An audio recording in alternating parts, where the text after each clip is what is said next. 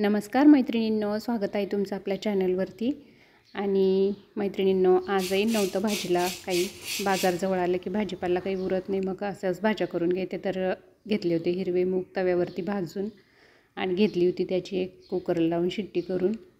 आणि आई नेहमी अशा भाज्या करायच्या, कारण पूर्वी फारसे मसाले वगैरे नसायचे, पण तरीसुद्धा इतक्या चविष्ट आणि सुंदर लागायच्या या भाज्या।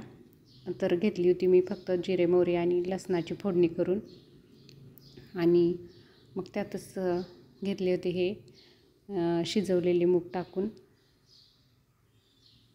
आणि बघू शकता मस्त अशी थोड्याशा ह्या सूपमध्येच ही भाजी बनवायची, शेंगदाणे वगैरे किंवा मसाले वगैरे काही जास्त घालायची गरज नसते, तरी पण चवदार लागते ही भाजी।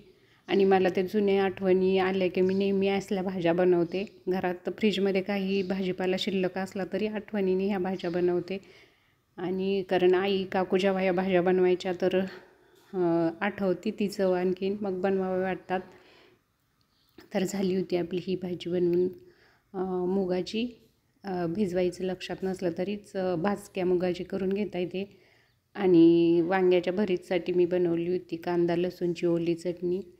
तर बघू शकता, कांदा लसूण आणि ओल्या लाल मिरच्या फिरवून घेतल्या आधी, आणि त्या थोड्याशा मस्त अशा तेलात फोडणी करून परतवून घेतली।